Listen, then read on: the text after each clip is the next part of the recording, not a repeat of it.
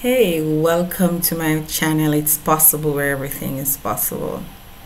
Today I want to give you some tips on how I use negative feedback to win. At the end of the day, people are going to say what they have to say. That we can't stop. So how do you take that negative feedback and have something beautiful come out of it? So tip one: you can't control what comes out of people's mouth. Some people say the most out of pocket things that you can think of. It's like their brain is not connected to their mouth. They just say whatever. They don't think about your feelings, who is receiving what they're saying. And so for me, what I've recognized is, listen, I can't control what you're going to say. You are going to say what you want to, and that's a fact. How I take it now is something completely different. How I interpret that, how I internalize that, that's what I have control over. So I have control over how I feel and how I respond to what people say. And listen, I decided a long time ago that nobody gets control over how I feel about myself, how I feel in terms of if I'm happy, if I'm sad, if I'm motivated. Nobody gets to control that. I am in control. It is me allowing people to dictate how I feel. That's when something goes wrong. So people are going to say what they want to say. How I receive it, how you receive it, is what is going to be absolutely important. So the next time somebody says something completely out of the way, you can just brush it off, whatever, and move on.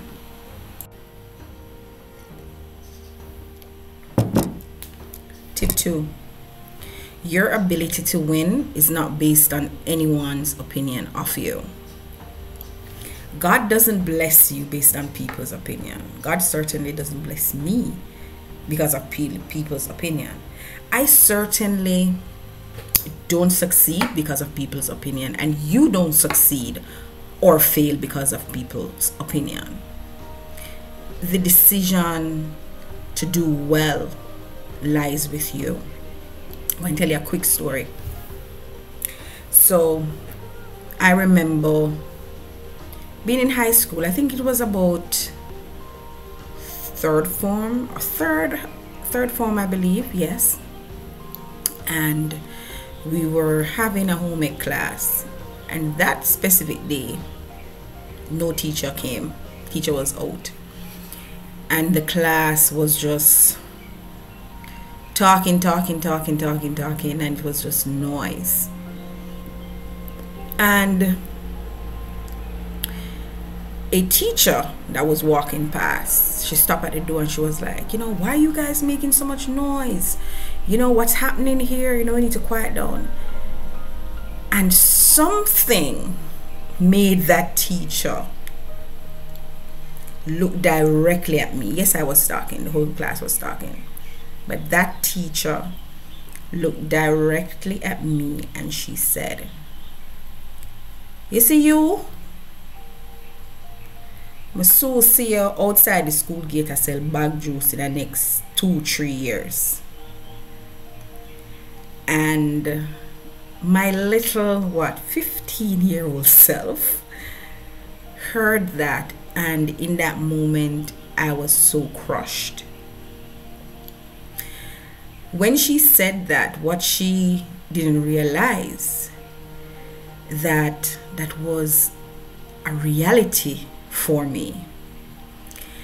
And I thought about, wow, well, first of all, in my head I'm wondering, like, how would she know that is something that is close to how my life was. But then more so the fact that she thought that this is what I would become, that just gave me an extra drive, an extra push, an extra fire was lighted in me when she made that statement. And it's a statement that stayed with me for years. And each time I achieve something, each time I hit a milestone, I remember that comment and I say, if only you could see me now, ain't selling no bag juice. But what I want to share with you, why that comment would have been so close to home, was I grew up with my grandaunt. I've said that in other videos. My grandaunt was a vendor in downtown Kingston. I lived in downtown Kingston for about the first 12 years of my life. And my grandaunt being a vendor, it required that I had to also be downtown selling with her. So sometimes I would go to her little spot on King Street, and I would sit there, and if she had to go do something, I'd be the one selling. And more so in Christmas, she was a businesswoman, so in her mind we had to optimize where we place ourselves to sell. So I had to get a stall for myself and sit with some of her stuff, and then she went somewhere else and she sell the other stuff. And I kid you not, while I was doing it, I hated it. I really I hated the whole selling there. Now that I'm older, I really appreciate that experience because it has taught me so much about hard work. And so when I see vendors, when I see people downtown half a tree selling, it is something that is close to home because it is something that I myself would have experienced. And so what that teacher said to me, combined with the fact that I never wanted that as a life, and my grandaunt, she would say to me, Opal, if you don't want to do what I do, because she knew I didn't like it. I mean, at one point she said to me, she was going to buy me bag juice, to tell you how close what the teacher said to me was. She said she was going to buy me like a bag of bag juice, and after I come from school, I should like walk around downtown and sell the bag juice. And she asked me if I wanted to do that, and I had a resounding no, because you're young, you don't want the other students in other school, not even your school, you don't want nobody from your school see you sell bag juice downtown, and you don't want nobody from a neighboring school who might know you see you sell bag juice downtown.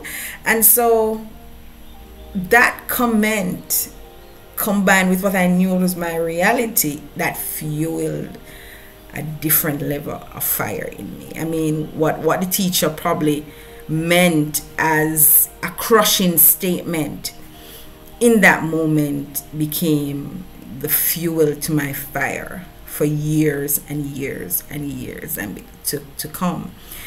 And as I graduated from my first degree, I graduated from my master's, I graduated from my PhD, I remember that statement, and it was good. In the moment when she said it, I was kind of crushed, but honestly, I thank her for that. And probably if I saw her today, I won't say her name, if I saw her today, I would say, you said something to me many, many years ago, and it fueled me. It fueled me. It wasn't reflective of who I was by any means, or who I wanted to be by any means, but it fueled me.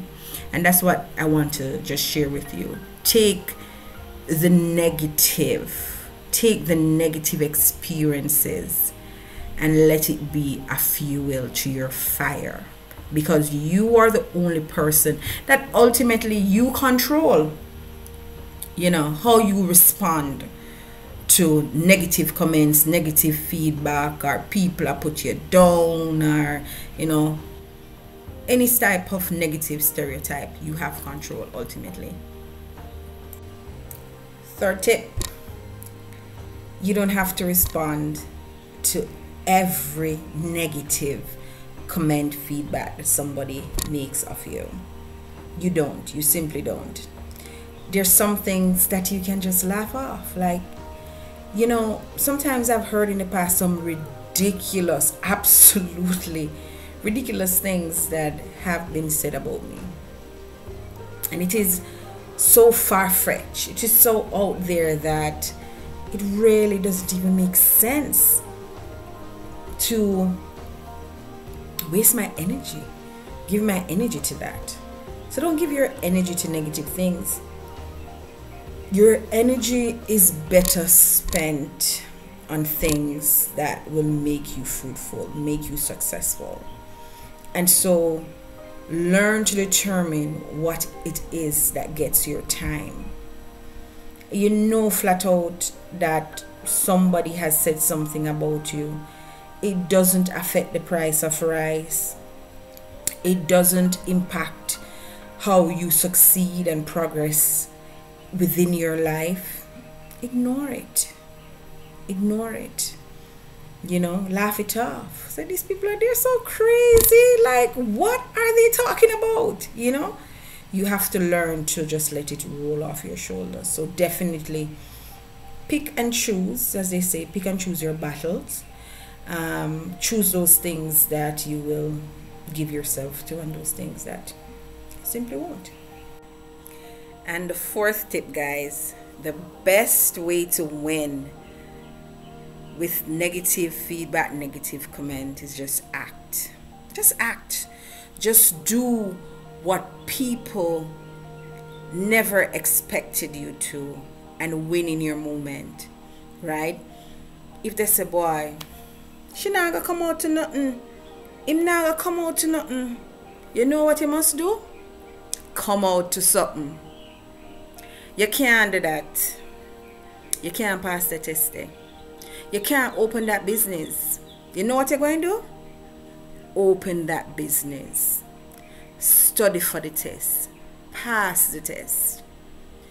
The best thing is to act. The best thing, results. Nobody can argue with results. I have had my share of naysayers. Many. Professional, personal life, different ways that people have come towards me with negativity. And all I do, I act. And I push to become what it is that I see for myself. Because I don't let anybody define where I'm going to end up or what I'm going to do. I am the ultimate decider of my faith, of my destiny, and I know with hard work, get rid of procrastination, put God first, it's gonna happen. But sometimes we don't act, so we get the negative feedback and we're told, "Cha, you can't do that." And instead of breaking away from the confines of what is said by coming up with a plan and delivering on what you know that you can become this. Instead of doing that, we allow ourselves to just succumb. So no succumbing, no allowing the negative, sentiments to reign. Decide today that you are going to win despite the negative feedback, and you're going to use it. You're going to use it as your fuel. You're going to use it as your drive. You're not going to use it as anything that's going to hold you back. So I leave you a bonus tip. The next time you are tempted to be upset, frustrated, offended, remind yourself it's a part of the 10% of things you can't control, but you can control how you respond.